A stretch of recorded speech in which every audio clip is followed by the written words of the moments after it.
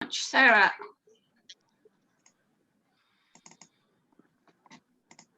Oh yeah, if I could just ask you to mute your microphones while Joe's.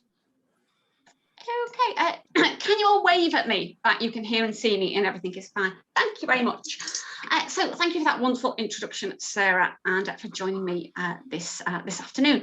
I'm delighted to be able to explore the concept of the mirror in ancient Egypt. And we might think that the mirror, a purely functional item to view your face for the application perhaps of beauty products. But hopefully we will see that there is much more meaning to the mirror in ancient Egypt. So what we're going to do is we're going to have a look at how the design of both the disc and the handle, how that changes over time. And we're also going to look at the context, so to see where the mirrors are found. But we're also, in addition to the material culture, we're going to have a look at representations, so tomb scenes and later temple scenes where we can actually see the mirrors being used. So that'll give us an idea of their functionality.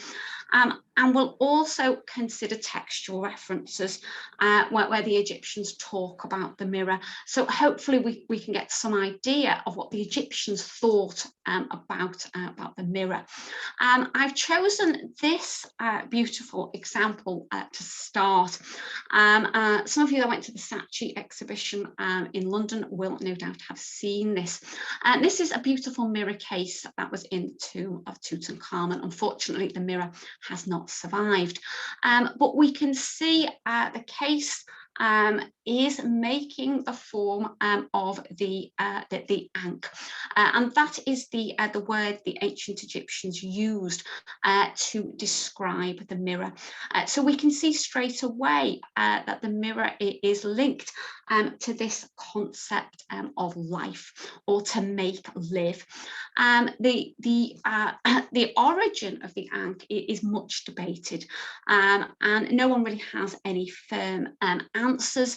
It's likely that it's a knot or a bow, but it most certainly is associated with life and giving life. If we think of the numerous images in tombs and temples where we see a god holding an Ankh and pressing it towards the king, giving him the breath of life.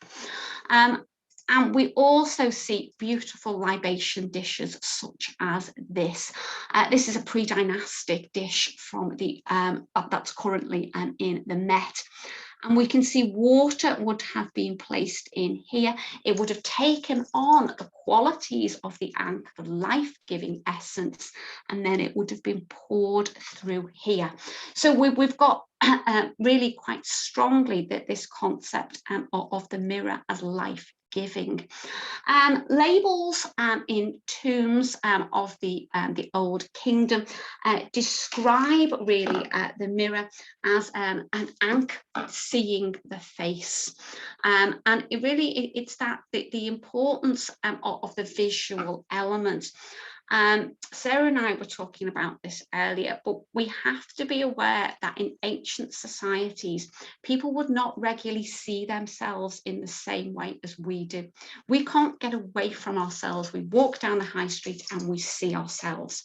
In ancient culture, that would not have been the case. And it is possible that people would have viewed themselves in water, but that in itself would have given you a distorted reflection. There is a text, Iperu papyrus, and in that we have a reference to she looked at her face in the water. Rather, sorry, she who looked at her face in the water is possessor of a copper mirror. So we have to remember that these would be highly prized objects because of the ability to view the face. They initially start out, the disc shape starts out as what we can think of as codiform, as this almost heart or palm shaped, and they become more circular. There is no evidence of discs from the pre-dynastic. It's possible that the pre-dynastic people might have viewed themselves on a wetted stone, but that is purely speculation. The discs that are found in Old Kingdom tombs, they are predominantly dated from about the 6th dynasty. The handles, it's suggested that handles haven't survived because they're wood, and there are a limited number of wooden handles that have survived from this time period. But what we also need to remember is that often these burials where the disc has survived, the wooden coffin has survived. So we should be aware that perhaps the disc was interred on its own. Not all discs would have had a handle. So that in itself tells us that the disc was seen to be important. Of course, a shiny disc has strong connotations of the solar, of the celestial realm. It has been suggested that when a disc on its own is placed in a tomb, these may really have been a precursor to these very curious objects. Now, these are given the name of hypocephalus. And these are predominantly late period, and they are placed pillow-like under the head of the deceased, and that they are predominantly made of linen, but there's also metal examples and clay examples, it's suggested those with the images, they really are seen as providing the deceased or encasing the deceased in a golden orb, almost making them a divinity. So it's possible that the disc in its own essence was a precursor to those. The mirror clearly was an incredibly important object. In terms of context, it is predominantly funereal, but we will see we do have a more diverse range of context in later time periods. But in the Old Kingdom, it is primarily funereal. And what is interesting is that we also have evidence that model mirrors were taken into the tomb. This is a whole section of small models that was excavated by Garstang in an Abydos tomb. And the mirror here, the disc, was only 7.5 centimeters. So this is clearly telling us that the mirror is incredibly important. You're taking a model to ensure that you will have access to this object in the afterlife. We do see mirrors in Old Kingdom tomb scenes. We see them in scenes of manufacture. We can see we have a smelting scene going on here. These so-called scenes of every day, and the disc is here. So this would ensure that mirrors would be produced for eternity. They're also seen in scenes of manufacture. We see them also with sandals being made and with vases. So this is to ensure that these images act as a safeguard. We tend to see the mirror when it's represented in 2 dimensions with a papyri form handle. So from the Old Kingdom, we start to see the mirror offered to or in association with the deceased. We can see we have a male tomb owner here, and we have a beautiful dwarf here who is making presentation of the mirror to him. We will see that over time the mirror becomes associated more with women, but at this early time period it is also associated with men. But it starts to get particularly interesting when we have a look at some images from burial chambers. So we can imagine really that these are depicting objects that you want for eternity. And if we look here to begin with, we can see we've got the disc with no handle. So clearly it's the disc at this point in time that seems to be particularly important. And if we look here, we've got the disc on a standard, and we're going to have a look at a mirror of this form shortly. And this is when I said the label, that this is one of the labels. So we've got the Ankh to see the face, and that is how the mirror is described at this time period. And in the Middle Kingdom it's described as Ankh in order to see the face, but in the Old Kingdom it's just Ankh seeing the face. But what's very interesting about these representations is that the mirror in both these scenes is shown in close association with the headrest.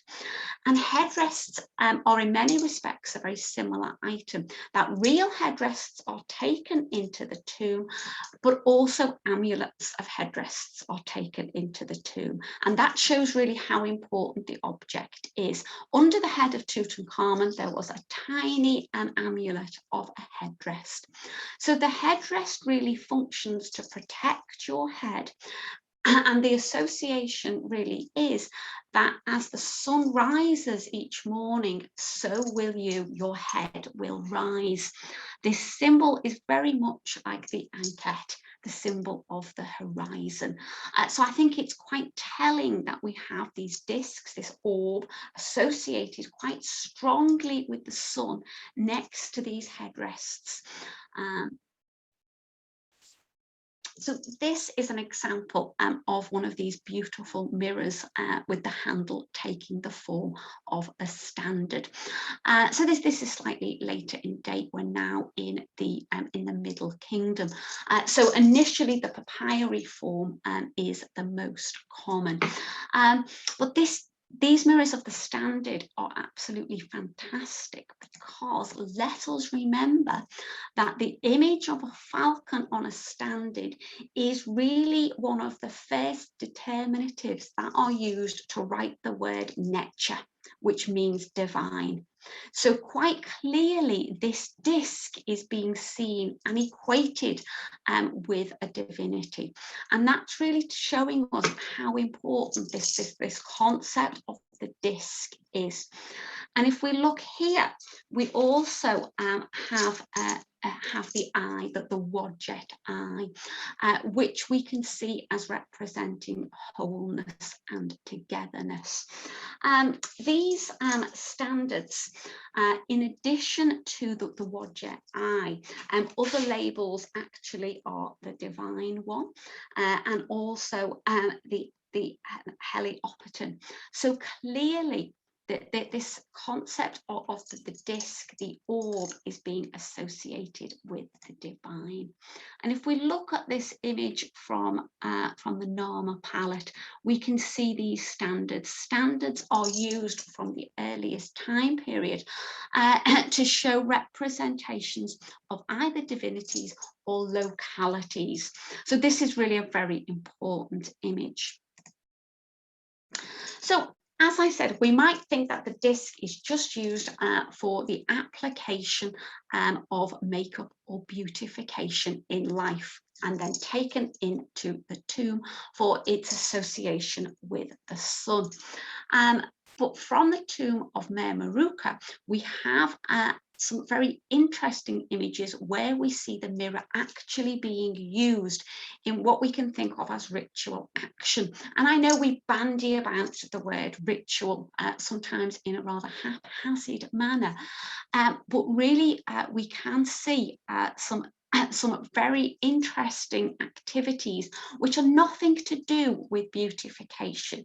This is part of an extended image of dance. It's one of the most elaborate images of dance that we see from ancient Egypt. And dance is very much associated with worship of the gods and in the funerary realm. But if we just have a look here at this wonderful image, Hickman, a French scholar, wrote an article about this, and he calls this dancing with mirrors. But it's incredibly illuminating in many respects. What we can see is we have the dancers, and they are holding the papyri mirror, and they have a pair of clappers, and the clappers, we are told just that the legend, the text that goes with this, tells us that the purpose is to strike the planchette against the planchette. So we've got this concept of using the clappers as a musical instrument, and for the mirror to be able to see this. Hickman suggested that this, in a sense, captured the image and it made it live. It may have, in essence, amplified the power of the image. This is very much associated with the concept of Hathor as the hand of Atum. I'm sure many of you are aware of the Heliopolis creation myth. Atum, the great solar god, he is seen to sneeze or to masturbate his children, Shu and Tefnut. And they, of course, then have children by means of sexual reproduction. But Atum is self-generated. And Hathor is often referred to as the hand of Atum. She is seen as the goddess who stimulates this procreation. And that is what it is believed that this image is referenced to here. This is the hand of Atum. And the text tells us that you're going to strike the clappers, as we refer to them, and then you're going to say the name of Hathor. And that is very much part of standard ritual action in ancient Egypt. You do something, in this case you bang the clappers, and you say something. It's the power of speech and action combined. So clearly that the mirror, it is a ritual object. It is being used in this very extended scene of dance. There is only one other tomb scene that I'm aware of that contains this image of dancing with mirrors, and it's very fragmentary. You can just make out a mirror here and here, and we can see that they are papyri form. And if you look, we've got the same ponytail that we saw on the ladies here. That the ponytail with the disc would mean that any movements you made would be exaggerated. If we can imagine that the ladies doing backflips, this would have accentuated all your movements. But interestingly, we do have the accompaniment of musicians here. This tomb is actually very interesting because this contains what is believed to be the first recorded find of a paddle doll, and I'm sure many of you have seen paddle dolls before. They're very flat, board-like representation of a woman that is highly stylized. And Ellen Morris, who has studied these, she actually believes that the paddle dolls represent dancers. But really the paddle dolls are another topic for another day. But it's this concept of the dance with mirrors that is really fundamental to our understanding. Mirrors have a much wider use than purely a functionality of applying makeup.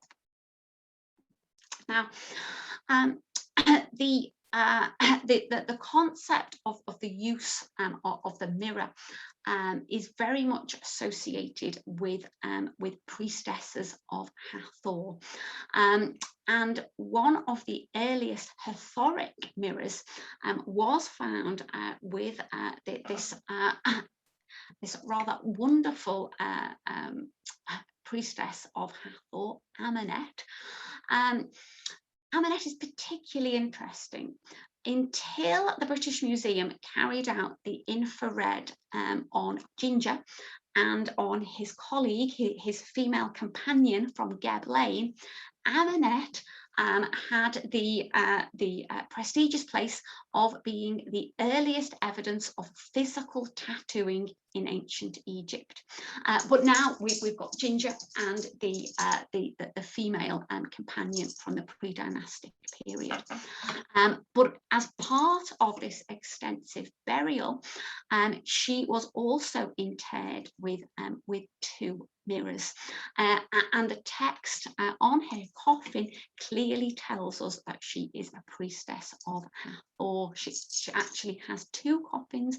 One also included bovine bones. It's quite, she's given quite an elaborate burial, and we can see she was beautifully decorated with a whole series of necklaces. This is the rather wonderful Hathoric mirror that Amunet was interred with. We find later the cow ears appear. At this point in time, we don't have the cow ears. So we perhaps can start to think about these mirrors as ritual instruments that were used by priestesses. That they are clearly highly prestigious objects. In fact, Amunet's other mirror was the standard example, the type that we have just seen. So this concept of the papyri form handle, that also is very much a pharaonic association. And the association with Hathor and papyrus really goes back until at least the 4th dynasty. Beautiful image of Heti-Heres and Messer-Ankh in their 4th dynasty tomb. This is a wonderful tomb of two royal women, Queen and her daughter. But this scene is particularly important because what they are doing is they are pulling or shaking, depending how we translate hieroglyphs, papyrus for Hathor.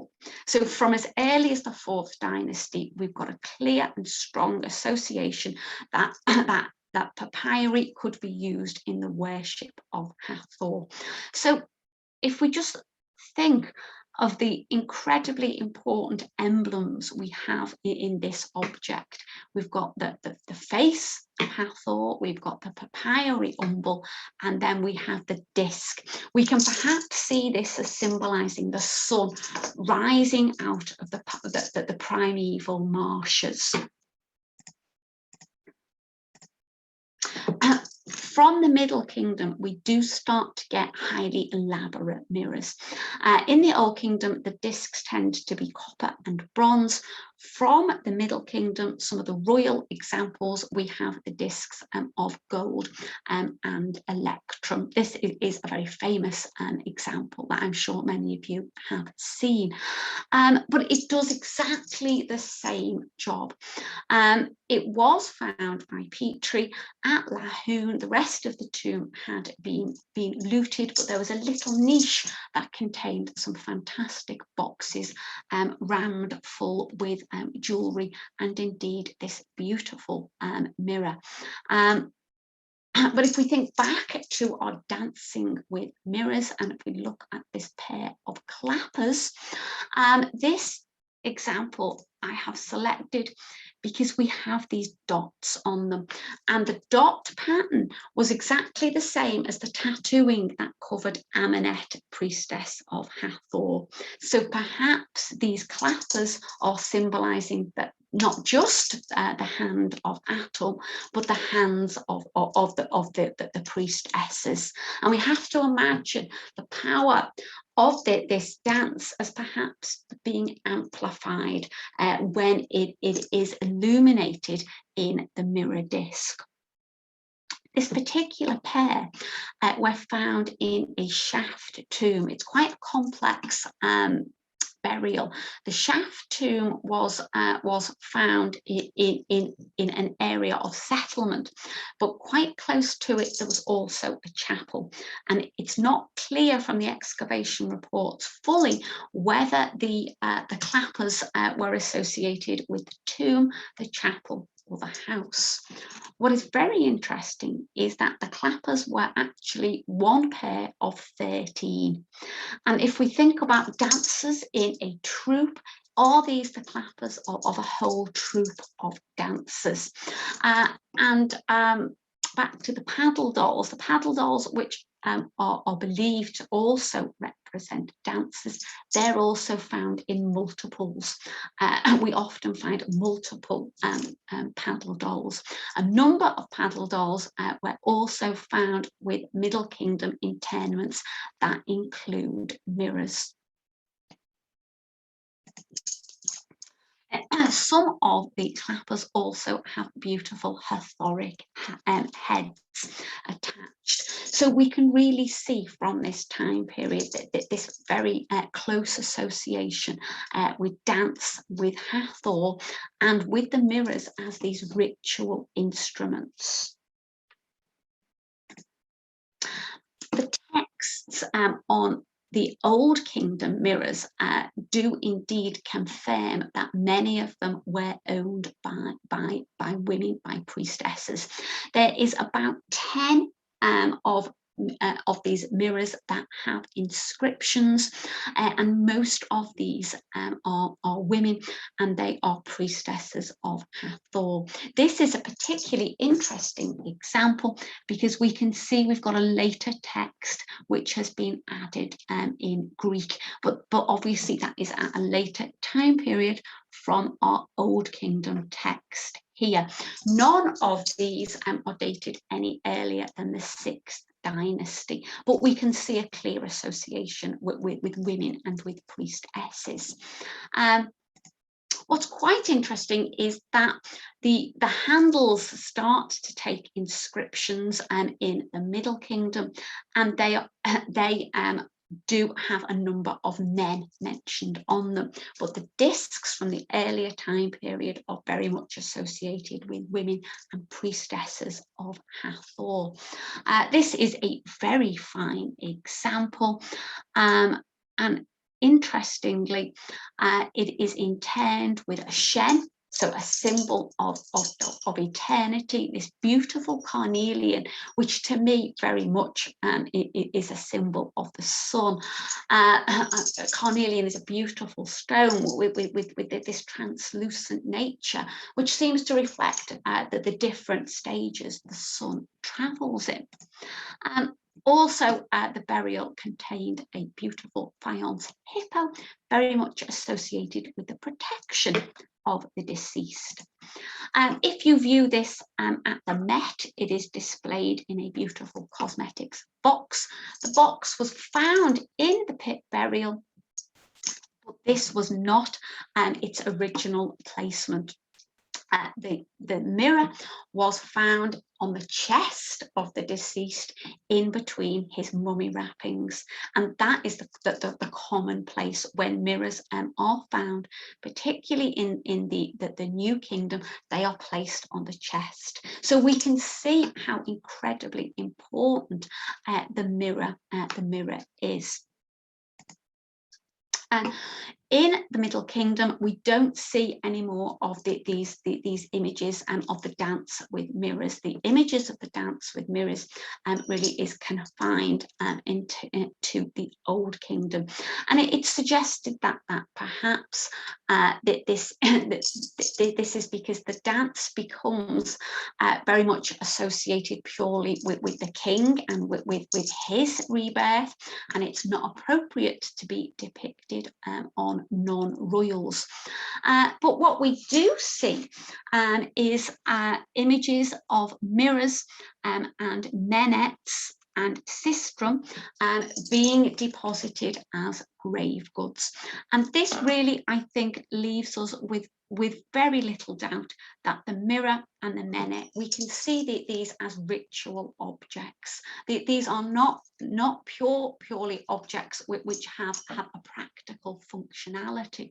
We can imagine the menet and the sistrum being shaken, and the mirror. We've also got the mirror in its case. We often see the mirror case depicted, but we have to think this is to protect the disc. Some discs have a slight impression, which suggests that the cases were made of linen. The discs were referred to as per Ankh, the house of the mirror or the house of life. So we can see how important they are also. So although we don't have the dance depicted anymore, we've still got the harpers here playing music as these ritual objects are being deposited in the tomb. And we've got the ladies clapping here. They very well may have been singing perhaps a hymn to Hathor, because the dance with mirrors in their marukas on the wall opposite, there was a hymn to Hathor. This, of course, is a very famous scene where we can see Princess Kuwait is having her hair tended. This is on her sarcophagus, and she is holding a beautiful papyri form mirror. And this image, we have probably seen it so often that we don't think anything strange of it. But to have an image of yourself having your hair done on your sarcophagus would probably seem very strange in other cultures. Imagine if we saw a memorial to Queen Victoria and she was having her hair done. We would think that this was really very peculiar. So clearly this concept of beautification had other meanings in ancient Egypt.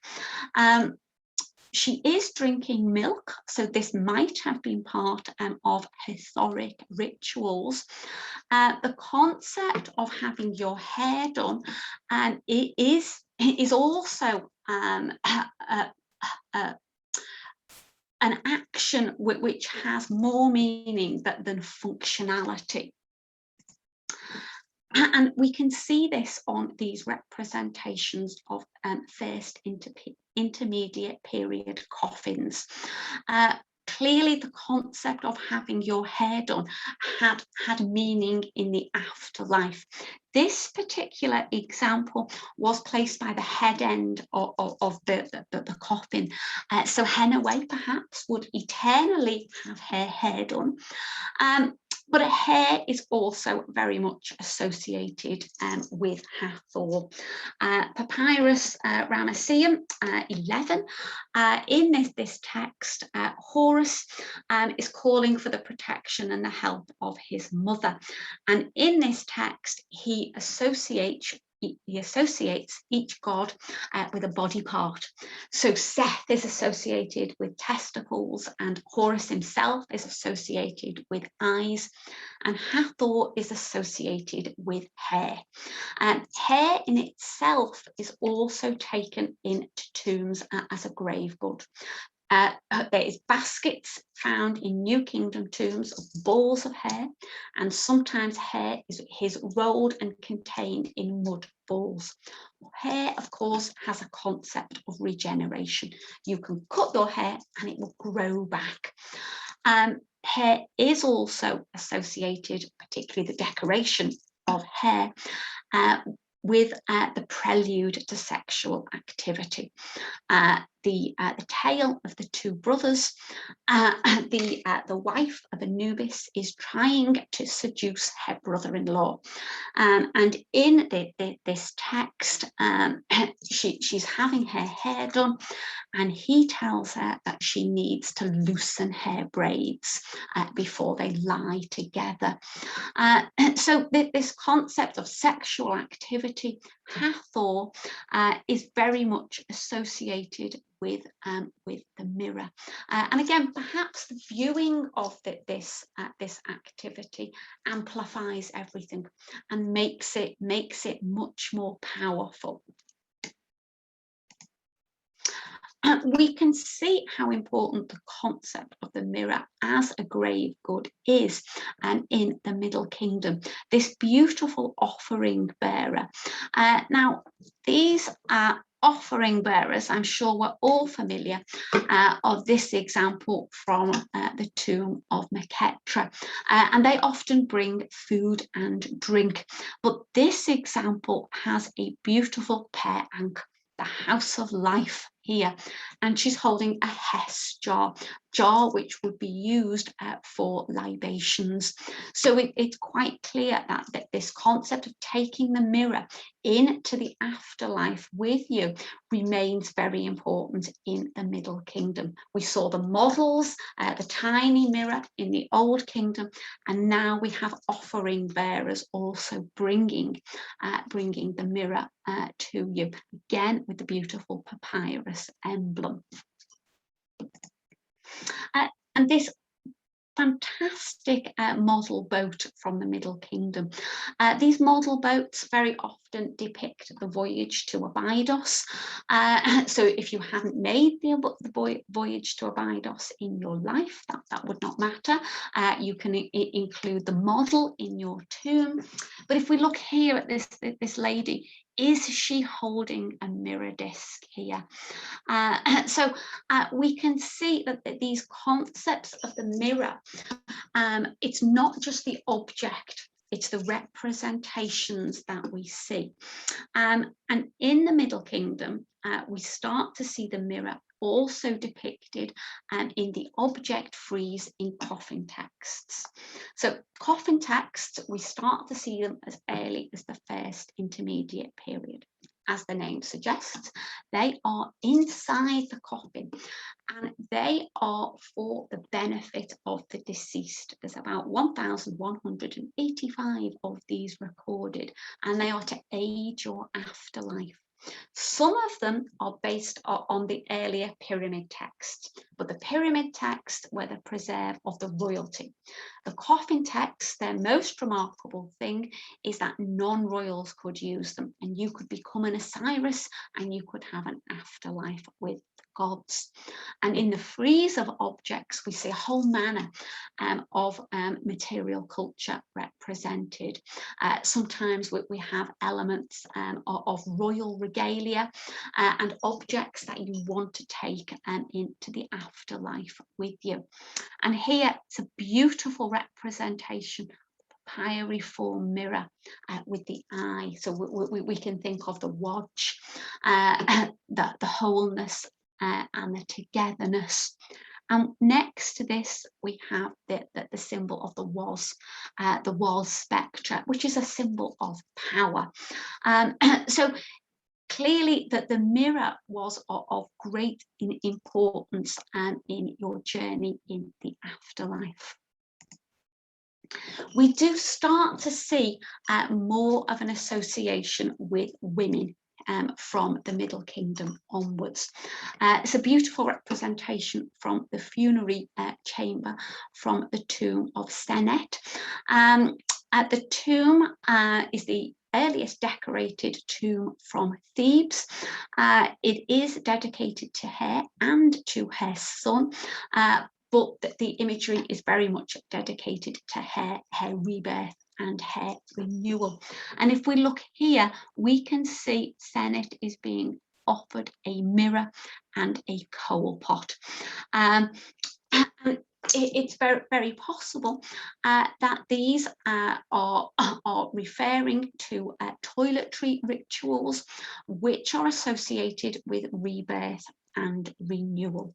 The text, to thy car it has made thee, namely the house of mourning, thou being living, vigorous like Ra every day.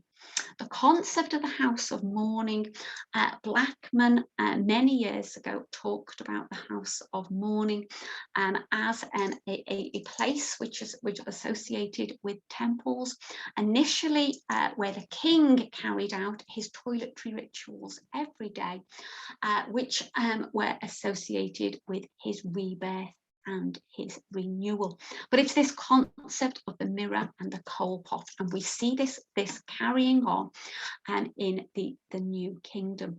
And if we think in the Book of the Dead, spell 125, New Kingdom text, that says that the deceased should arrive in the judgment hall wearing white linen and black eye paint. So this concept of eye makeup is very important, but it is associated very much with the representation of the mirror.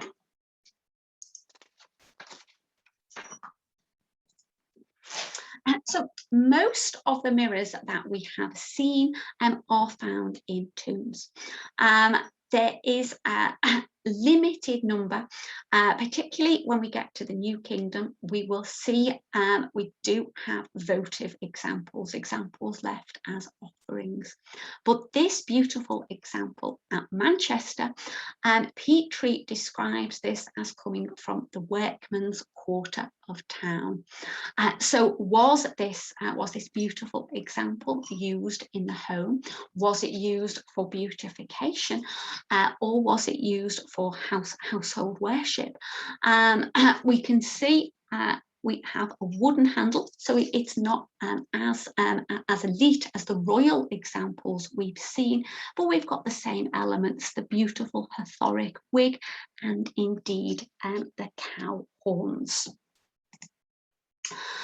The association with Hathor and the mirror continues in the New Kingdom. This is a fantastic example which was interred with Thutmose III's 3 foreign wives, and they are given very similar burial assemblages, and they are really at the pinnacle of New Kingdom material culture.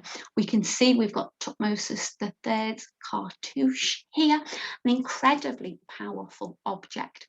The handle itself didn't survive. It was wood, but the gold leaf did, and this has allowed the Met to reconstruct this incredible object. There is also an association with the goddess Bat, which the goddess Bat really becomes subsumed by Hathor. But in earlier times, Bat is also described as she of 2 faces, and clearly that's what we've got here with the mirror. We've got the 2 faces.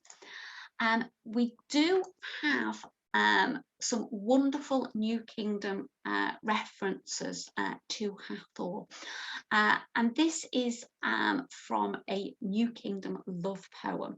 There's a whole series of these fantastic texts, and that they are very unusual in the sense that they are generally a boy or a girl speaking. That is the dialogue. They are set either in a bedchamber or in a garden, and they have a great degree of intimacy. Scholars have questioned whether boys and girls before they got married actually would have had that level of intimacy, but the texts really are very informative, and we can see in this one the boy is talking. I shall laud the golden one, extol her majesty, I shall exalt the mistress of heaven, give homage to Hathor. And that's just one example I have picked out. There are numerous examples which refer to Hathor as the golden one. And I think we can really see that very strongly in the mirrors. From the New Kingdom, we do have a great diversity in handles. This is a fantastic example that's in the British Museum, and we can see the handle is taking on the shape of the hieroglyph for hen, for servant. So when we see the mirror being held by servants, we can see this really epitomised in this handle. But we've also really got the concept here again of the divinity of the disc.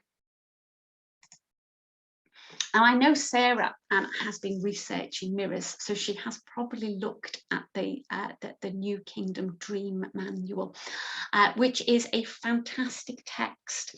From the New Kingdom, we do start to have much more textual references of mirrors, and that the texts are wonderful because they actually tell us what the ancient Egyptians think about mirrors, as opposed to art speculation. And the Dream Manual was found at Deir al-Medina and in the library of a scribe. And it's a wonderful object. It describes 226 dreams, and it gives an interpretation of them. It is informative because it uses familiar objects in its interpretation. Familiar objects to the ancient Egyptians, otherwise the interpretation would be meaningless. It has to be culturally specific, so we know what the Egyptians think about these objects. It is also informative because it tells us that the Egyptians believe that dreams need to be interpreted. They are not in their essence immediately apparent. This, I believe, is one of the earliest dream manuals that we have, though Sarah afterwards, I'm sure, can tell us if there are any others. But we have mirrors referred to here. If a man sees himself in a dream, seeing his face in a mirror, bad, it means another wife. So that's telling us quite clearly that the mirror is associated with married women, and that's what we see from the New Kingdom. This is a wonderful image from what is, I have to confess, my very favourite tomb, the tomb of Nakhtemun from Deir al-Medina. And here we have Nakhtemun's wife, and she is making an offering to her parents. And if we just look under the chair of her mother, we can see we have a mirror and a coal pot, and they are the objects that we saw in the Middle Kingdom tomb of Senet. So that they become very much a cultural unity here. And we see that the mirror and the coal pot underneath the chairs of married women in multiple tombs. This is the tomb of Mena. And we see the coal pot takes on different forms and the mirror takes on different colours, but it's the same essence.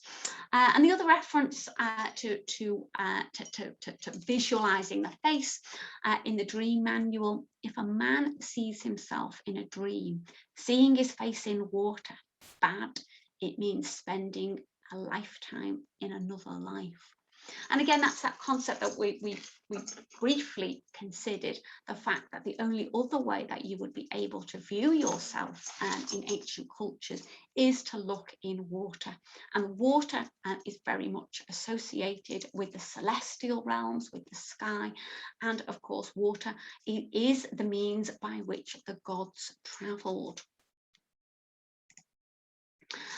But mirrors are not just associated with women. We do see them very often under the funerary bed of the deceased. Again, we are still in the tomb of Nakht Amun. It's a wonderful monochrome tomb. These monochrome tombs, there is two schools of thought. The tomb, it could be that the whole tomb is trying to evoke a metal, which would of course be very in fitting with our consideration today. And it's the permanence of the metal, the luster. The other suggestion is that the blues and the greens are the most expensive pigments, so the workmen from Deir al-Medina did not have access to them, so they created the tomb purely using the monochrome. Either way, that they for me represent some of the most beautiful tombs that have been created. And here we can see Nakht Amun, and he has Isis and Nephthys making a libation. And if we look, we've got this fantastic libation vessel in the form of the Ankh. We can see the water is being poured here, but underneath we've got the mirror here, Ankh. We've also got these two bouquets. The Egyptians also refer to the bouquets as Ankh, or to make live. So this whole scene is resplendent in these images of rebirth and renewal. And the mirror disc, of course, is looking directly at us. And we see that in all the representations of the mirror. It engages directly with the viewer. What is interesting, we've also got the cone here. The cone again could be a topic on its own, but we can see that the significance, the cone clearly it is an object that has many meanings. We've also got Shabtis here, that the whole scene is about rebirth, renewal, but the number of references to Ankh, to live and to make live in this scene is quite significant. The New Kingdom really does broaden our representations of mirrors. We have the mirror also depicted in what is the most sexually explicit scenes that we find from ancient Egypt. The so-called Turin erotic papyri. It was bought by Dravetti, which means we have no idea of its context, but it is highly likely that it came from Deir al-Medina, which is also the likely context of the New Kingdom Egyptian love poetry. So we have to imagine this long roll.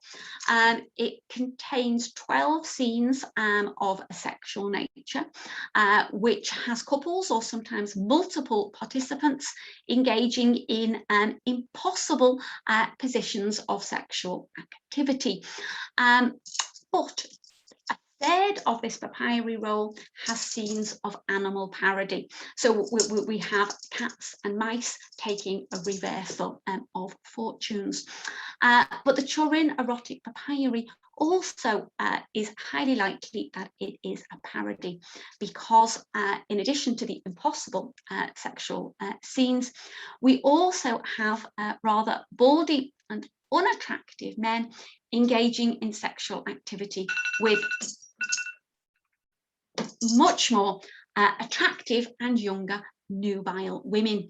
So it's highly likely that this is a bit of a poke, a bit of a jab, a bit of a joke at the priests, perhaps, who are behaving in a manner that they perhaps should not. It is likely that it is drawn at Deir al-Medina. But if we get on and have a look, we can see this beautiful image of our mirror and the lady applying her makeup. So we can see we have a functional use for the mirror here, but we clearly have an association with sexual activity, and this concept of rebirth and renewal, I think, is made really very plain here. The lady is sitting on an upturned Canaanite amphora, so perhaps some alcohol has been partaken of, and here we have a sistrum, and again we can see the Hathoric association. We do have great diversity in mirror handles from the New Kingdom. This example has no provenance. I'd guess it was a late period, and we can see the god Bess has now been incorporated into the handle. So is this, has this mirror been used at home for the protection of women and children? We know the god Bess was primarily associated with the protection of women and children. The way he's represented here reminds me very much of the Horus Kippus, the small stele we see from the late period, where we see best just his face represented. And on those objects, he is there as a protector against snakes and scorpion bites. Is he being used here as a protector of women and children? A protector of perhaps the lady who would appear in the disc, or were these mirrors used for domestic cult in the home? This is the only Bess mirror that I know of that has a context, and it is a fantastic object, very probably New Kingdom. It is found at Semina, and it's likely to date to the reign of Thutmosis III, because there is much activity at Semina during his reign. But if we have a look at Bess, he is beautiful. He's even got his little tongue sticking out. And this is how he is depicted on New Kingdom furniture. We see him depicted on beds here. So he is warding away evil, and that's why he is depicted in this rather grotesque manner, but we can think of him as a protective deity. So this concept of mirrors perhaps used for cult in the home, we can see this on this beautiful New Kingdom ostracon. And this is actually how my interest in mirrors first began. I was researching these for my PhD, and then this led me to a whole series of research about the significance of the mirror. So here we have a lady sitting on a very elaborate bed or couch.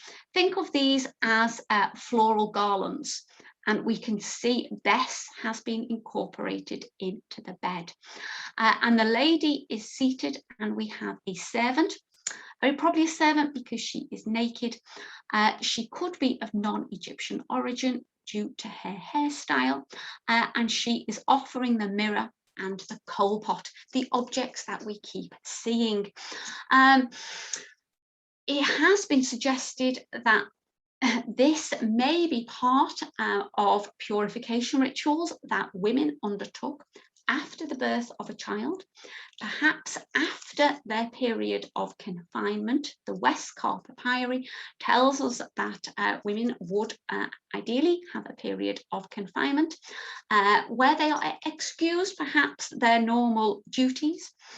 So it's suggested that perhaps to coax them back into their normal life, rituals would be carried out, perhaps beautification rituals. Is that what we're seeing here? It's very interesting because we've got all these elements coming together. We've got Bess, we've got the mirrors, we've got the coal pots. And there is multiple examples of the mirror and the coal pot depicted on these ostracon, which are very much associated with Deir el-Medina. Part of my research, I found 56 representations of the ladies sitting on beds with a child, or sometimes without a child.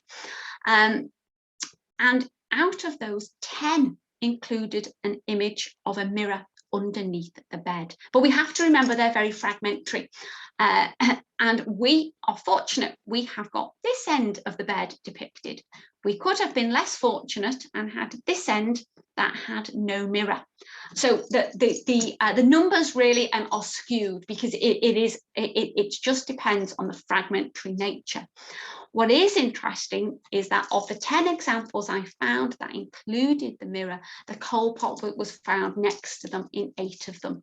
So we can see really this conceptual unity. So it's been suggested that these ostracon were drawn perhaps to mark the birth of a child and perhaps to mark a celebration that took place in the home. So were these mirrors used for beautification before that ceremony? Do the images also have an element of a wish for rebirth? That the mirrors are no doubt associated with rebirth. When Briere excavated the Eastern Cemetery, he found 4 mirror discs, one of which again was placed on the chest of a lady called Madja. And it's a beautiful example in the Louvre, and it was found between the 7th and the 8th mummy wrappings. So where these images, are they associated with rituals to welcome the woman back into her life? But do they also have an element of a wish for rebirth? In the New Kingdom, we do also see these absolutely fantastic caryatids, these mirror handles which incorporate a female figure. And this example was also found in the same context as the best mirror that we have just looked at. So we can see that mirrors in the New Kingdom are also left as votive objects. So that their function starts to diversify. These representations of the caryatids, we have to think really of the nubile figure. I think of her as presenting, as offering the mirror disc. There's been much discussion on who these images, these figures represent. It's been suggested that they represent Hathor. I personally don't think they represent Hathor. It's been argued that they represent the Nefret, one of the beautiful ones who are in the retinue of Hathor. I think they're much more likely to represent servants, particularly due to their nudity. And again, if we have a look at a New Kingdom love poem, we do see references to the concept of seeing your face in the mirror. If only I had a morning seeing, as the one that exists as long as her lifetime. Good is the land of Itzi, fortunate in its service. Happy is her mirror in which she gazes. So the boy is speaking here. And he's almost jealous of the mirror because the mirror is going to see the face of his beloved. It has been suggested that the Egyptians might have thought that the mirror captures your essence, in the disc after your face is no longer there. But we can only speculate about that, as the texts don't talk about that. But clearly we do have the concept of the mirror as making you live. It's much more likely, as I said, that these caryatids are servants. This beautiful example is the only one which suggests a non-Egyptian origin, and we can see the form here. It's suggested that this might in fact represent a Nubian. It's quite an interesting example, as her feet are in motion. Most of the caryatids have their feet placed firmly together. She's holding a cat, and we have the goddess inscribed on her thighs. So we can see all these elements coming together. The caryatids, Derrick's a French scholar again who studied these. She recorded 84 of these, so there's a significant number of these. Lilyquest suggested that there are at least a dozen more of them.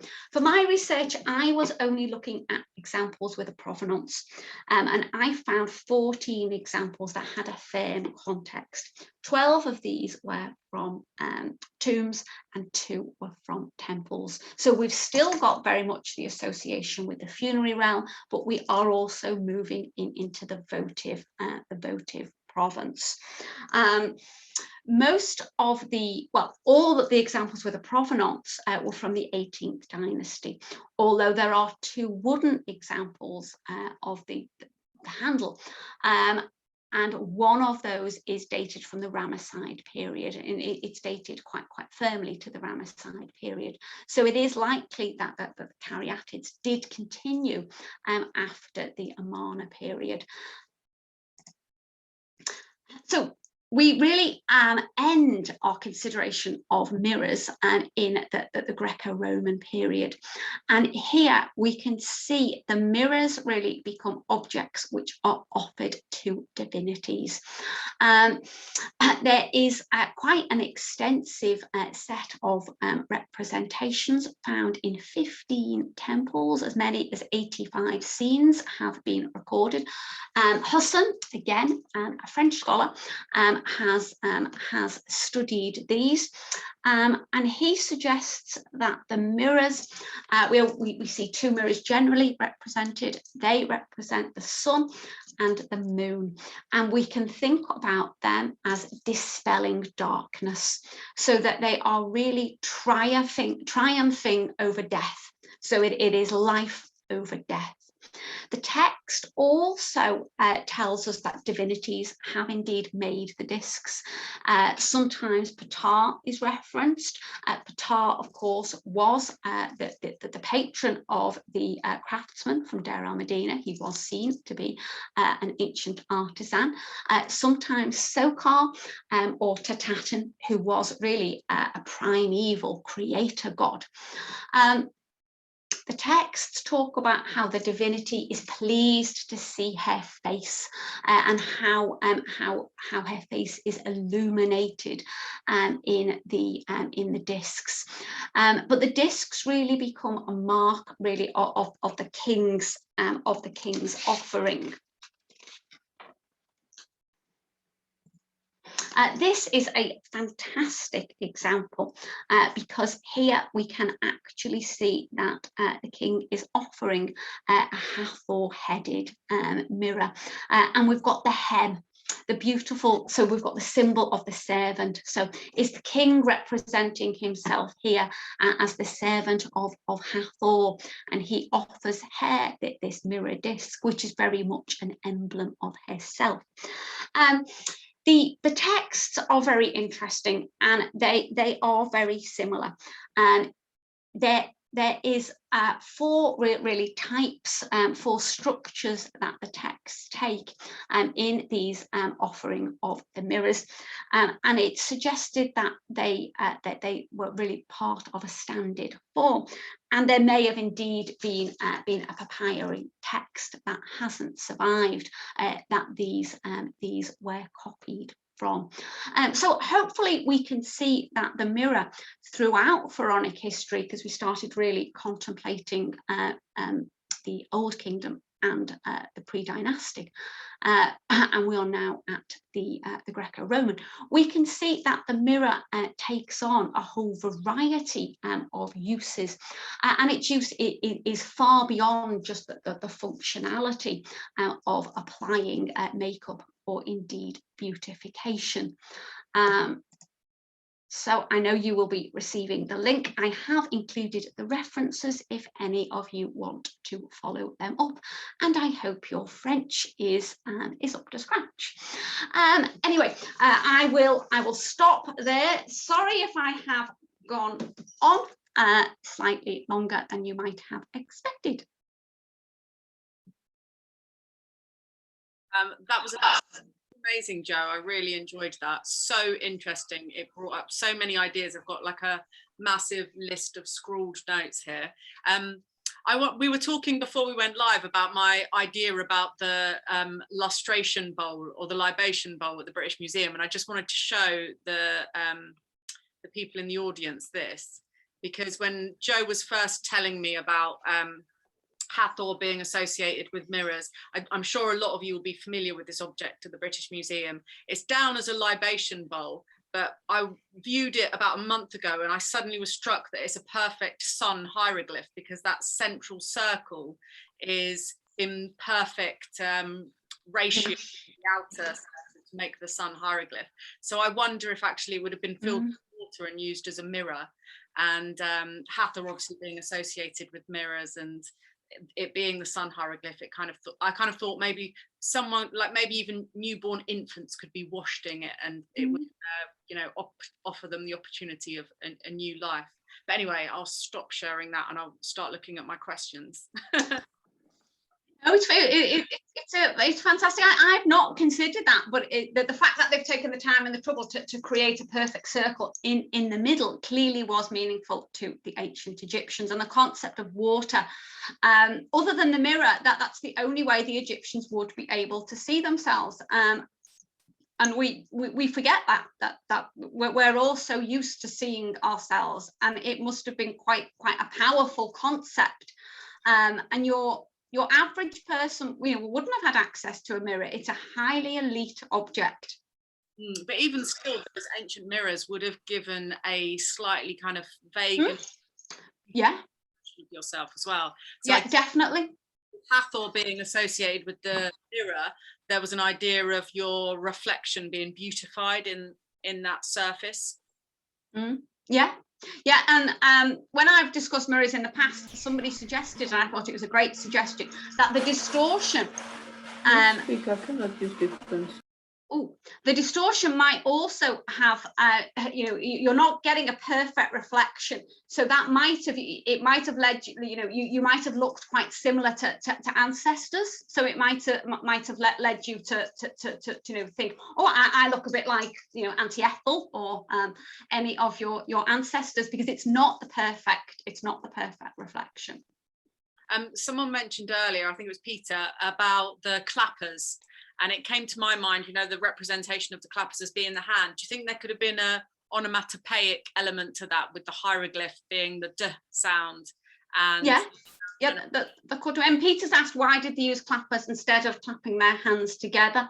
Perhaps it just gives more power, and it's also the material might be significant. If we think that the clappers are made of ivory, and ivory is also used for the wands that we find from the Middle Kingdom, so the ivory might have given the instruments an added power, because the hippo, one of the most ferocious creatures from ancient Egypt, very much associated with the protection of its young.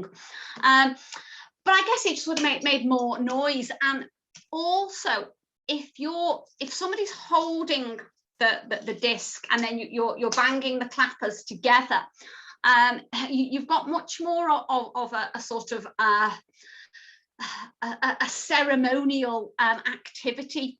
We do see women clapping. We see it often in tomb scenes, and it's likely that they're keeping the rhythm. So the clappers clearly had an association, very probably with Hathor, so that might be why the clappers were used as opposed to just their hands. If we think, we saw the ones with the dots, very similar to the dots on Amenet, priestess of Hathor, and then some of them actually have that Hathoric face. So I'd say probably due to the fact the mirrors, that the material is going to give them added power, and then how they're created is very much a reference to Hathor. Ronnie asked what the black clap Hathor's head made out of. Do you know? The black one. Oh no, sorry, I put that in at the last minute. It's in the Met. it is quite unusual, because most of the other examples are in ivory. I'm not sure whether there might be a couple in wood, but again, clappers really could be another talk all on their own, that they are a fascinating set of objects. But really, that I included them because that's how I think we should think about the mirrors, as these objects which are used very much as part of rituals. Annette asked, could you give a further? Well, Sokar is a falcon deity who is very much associated with the men fight. We can think of Sokar really as the men fight version of Osiris. So he is a god that's associated with rebirth and renewal. And if we think that we've talked about the mirrors representing the sun, and it's this concept of the celestial cycle of the sun setting and the sun rising, so that would be why I would imagine Sokar has been associated with the mirrors. The other one was Tatatan, who is this primeval creator god, and if we think about the disc, that might be reference to the first time when we have that first moment of creation. Do you think there's some evolution of the solar discs, as in the crowns, evolving into the personal mirror that people could carry around with them? I'm not sure. I'm not sure that your average person would have ever carried any of these mirrors around with them. There are examples from Deir el-Medina found. There's only about 4 of them. The idea of the mirror may have come from this solar disc. Yeah. Yeah. I mean, the mirror. Obviously, the mirror. There may have been more mirrors, but with their precious nature, they very well could have been melted down. And that's exactly what happened to the beautiful example that we started looking at, Tutankhamun's Ankh case. So we might have had more numerous examples, which sadly have not survived. But yes, the mirrors could indeed be associated with the crowns, as you suggest. I wonder whether as well, because there was this idea that a person's flesh turned into precious metals when they died, whether the mirror was a kind of precursor to that seeing your was a vision of your divinity. Yeah, it might have been, and I think it's the fact also that the metal doesn't tarnish, and that's why the Egyptians love. That's why the Egyptians love gold. It might have been a reflection of your divinity. I think it's also the fact that the examples that have been found placed in between the mummy wrappings on the chest, if they're your personal mirror and you've been using this, and we have to think, has the mirror in your essence? Do you think the mirror's captured your essence, your face, and then you're going to bury that, wrap it in between your mummy wrappings? Clearly this symbol of rebirth. And if we think that the Egyptians, or another very popular object is the headrest, because that was and the Book of the Dead tells us that the headrest is to protect your head so that you can rise again every day. So if the mirror disc is seen as capturing your essence, your face, that might have been another reason why it's so important. That is all speculation, because the Egyptians don't say that, but the early labels describe the mirror as seeing the face. So clearly the concept of seeing the face is important. Do you think that it may reflect as well the kind of idea of seeing the car, because the car was mentioned quite a bit in that as well, and maybe that was why it was placed over the chest, because the car was thought to reside in the heart? So that would be... Well, Well, the heart, of course, yeah, the heart, the ib is seen really as your epicenter, the sense of your memory and your love. So yeah, that's another very important reason why you place the mirror over your chest. Yeah, I hadn't thought about that. That's a very interesting. Interesting concept. And also, if we think that the mirror has captured your face, your essence, that would of course aid your car and your bar when your bar can leave the tomb for food and drink, and then it can come back. Excellent. If anyone has any other questions, please do feel free to unmute yourself. It's totally my cup of tea, this. I was talking to Joe earlier about I'm very interested in how our material culture affects our idea of reality, and I think mirrors are a really good example of this, of how especially ancient mirrors that had that certain kind of etheric quality in their reflection would have given you this sense of this kind of, you know, because often descriptions of underworlds and the duat and places like that talk about this upside down or this opposite reality, and a mirror is a perfect example of that. And I was saying to Joe earlier about this idea of the glass delusion was a kind of syndrome that developed in medieval times alongside the invention of glass. And so people started to see a lot of glass around, and they kind of took this into their own psyche and started to worry that they themselves were made out of glass. And it became a syndrome and a thing for a lot of people, that they thought they were going to shatter if anyone touched them. I think there was, can't remember who it was, but a very famous pianist was terrified that it was going to shatter when he was playing the piano. So it's interesting how the material objects in our culture can influence the way that we see the world. Mirrors, I mean, we've just had a few days wandering around Glasgow, and you know, just looking around a couple of museums, you know, we saw numerous examples, beautiful Art Nouveau and Macintosh mirrors. And so mirrors really, we find them quite elaborately constructed in many cultures, and it is that particularly the handheld mirrors, when you're viewing yourself. You know, it must have been an incredibly powerful ritual. I mean, I think that really is how we have to think about it, particularly when we see the images of the servant holding the mirror for the woman. I haven't seen any images of a man having a mirror held towards him. Is there any evidence of mirrors used for scrying, as you get in things like the obsidian mirrors, like a form of divination that utilized mirrors? Not that I'm aware of in ancient Egypt, no. With water reflections? No, not that I'm aware of. The only texts that really talk about mirrors is the Dream Manual. There isn't really. Janssen wrote a text about economic exchange at Deir al-Medina, which is actually much more interesting than it might actually sound. And it gives us the price of barter, of how much objects are worth in relation to each other. But mirrors are really too expensive, that they don't really function in that. And I think we do need to remember that when we are looking at these mirrors, that they are objects fundamentally of the elite. As I said, there are 4 discs found at Deir al-Medina, and that's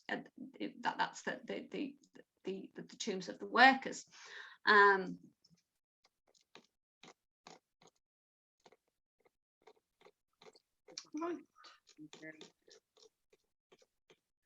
Is there an idea, because you were saying that the mirrors seem to be associated with married women, that Hathor has this reputation of being a sort of celestial wife in some way? Yeah, well, the mirrors become associated with married women principally from the New Kingdom. Well, they might have been associated with married women earlier, but we have much wider associations. Because in the Old Kingdom, we see male, the male deceased, but it's really married women from the New Kingdom. I think it's to do with the fertility, the concept that the married woman, her fertility is tapped into the afterlife. and that is really the concepts that you wish to be born again in the afterlife. And Hathor, as we chatted, one of her titles is this, the hand of Atum, and she's seen to generate creation. She's seen to stimulate the birth of Geb and Shu. Yeah, I mean, maybe this could be associated with the idea of Ka as well, and the vital spirit, and the same word that you have for bull, at least, is Ka as well. And vitality and this energy, this idea of generation that comes from a cow and from the Ka. I mean, it's clearly that the mirror would have. What I like to think about is, if we think about that dance of mirrors, and we see that the disc is capturing and illuminating that image of the hands that the clappers being hit. I know you and I talked about that earlier, but imagine if that was being carried out outside. So we've got somebody holding the mirror, and then we've got the power of the sun actually hitting the mirror, as it's showing the representation of the ritual action. And I think that might have just amplified everything. It might have just sort of given it a power boost, so to speak, to make it all more powerful. Yeah, I guess if you had multiple mirrors in a dance like that, you would be buying images of the sun, because each mirror would be a sunspot, and it could be a way of perhaps having dialogue with the sun. Yeah. And I think that the multiple nature is very interesting, because, as I said, the clappers are found in multiples. A number of mirrors have been found with paddle dolls, and paddle dolls are found in multiples. So it's this concept, particularly in the Middle Kingdom, of this dance troupe.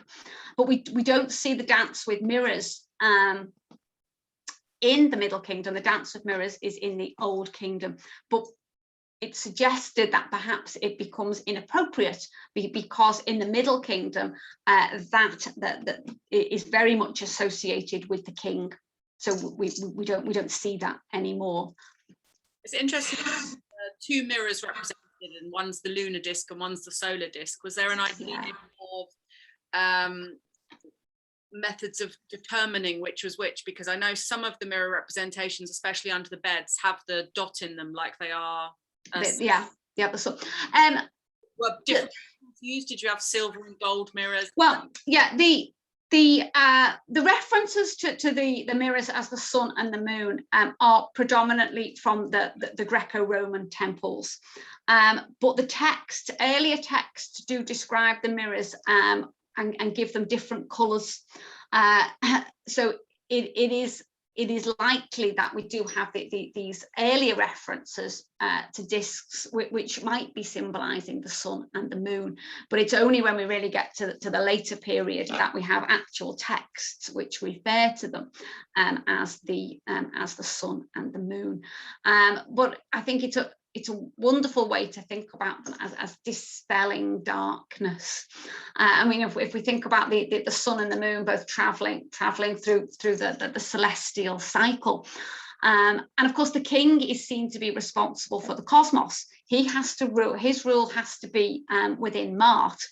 He is fundamentally responsible for the sun setting and the sun rising, and for the cosmos's continuation. So by offering these mirrors, which are representing the sun and the moon, he's really trying to uphold his rule as well, and to demonstrate, his right to rule. The Greco-Roman representations are fascinating. Peter, is there evidence of mirrors being used in any of the texts or inscriptions to reflect moonlight specifically? No, the only references that I've come across referring to the moon and not actually referencing moonlight are the later period texts from the temples. No, but it doesn't mean they didn't do it. It just means that we haven't got any textual references right now, because that, of course, is the beauty of Egyptology. More things can be found. It's interesting, the protective quality. If a bit like sort of Medusa's face on a shield, it has that protective thing of like reflecting, and any damage to the perpetrator of the crime, I guess. And with Bez being on the handle as well, Yes. that kind of reiterates that idea of it being having this protective quality. Yeah, the best ones are fascinating, because he is fundamentally this god which is a protector of women and children, but he is also a god very much associated with dance. We often do see Bess dancing, and sometimes he bangs a little timbre, but that is to ward away evil spirits. So the inclusion of Bess from the New Kingdom on with the mirror does suggest that they were used as part of domestic cult. And the Ostracan, from Deir el-Medina, clearly show that they are being used in the home, in what could be ceremonies associated with your reintegration into daily life, but we can't say that for sure, because the texts don't tell us that. But we have enough representations of the servants offering the mirror and the coal pot to suggest that this was a meaningful representation. Apparently they're in Tomb Raider 4, if anyone wants to check Tomb Raider 4 out. I'm guessing mirrors make an appearance. Oh, excellent. I'm afraid I haven't watched it. I haven't watched any Tomb Raiders, but I didn't. Is there actually a Tomb Raider 4? I was thinking that was a game, but it probably isn't. Well, I'm sorry, but if I did that to you, you would probably walk out and never speak to me again, really. I mean, I'd have to, I couldn't do that. You what? Okay, we're different in that, but...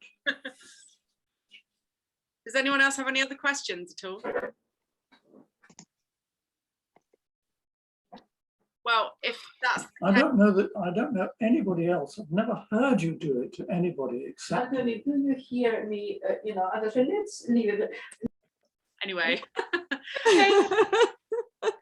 Thank you so much for coming along today. That was absolutely brilliant. And Jo, totally fascinating. You answered most of my questions as you were going along. It was so good, so thorough, and so fascinating. And look forward to doing another one soon with you. That was absolutely brilliant. Thanks. Oh yes, well, thank you all very much for joining me on what is my Saturday evening. I think it might be Saturday afternoon for some of you. Oh, hello, Maria. She's waving at me. Is the Dalek still there?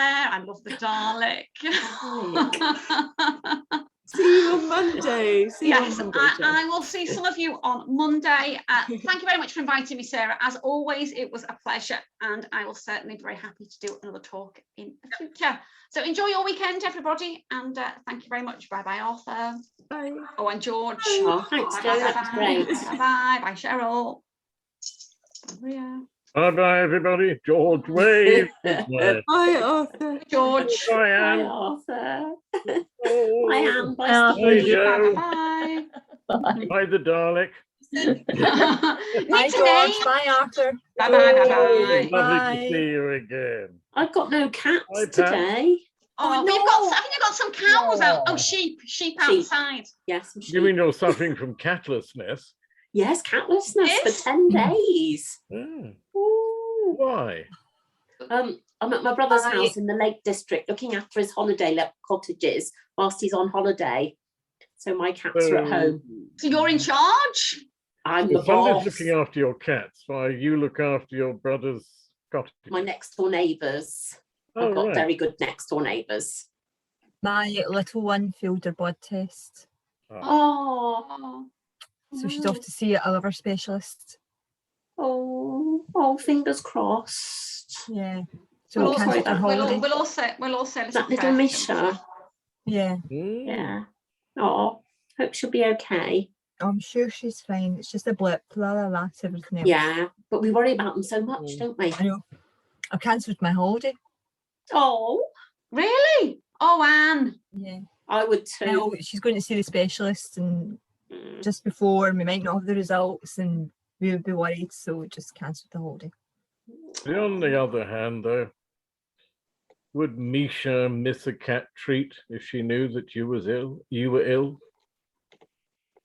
It doesn't work that way. It's all one-way traffic. One-way Well, traffic. it doesn't work that way. I've known for Loyal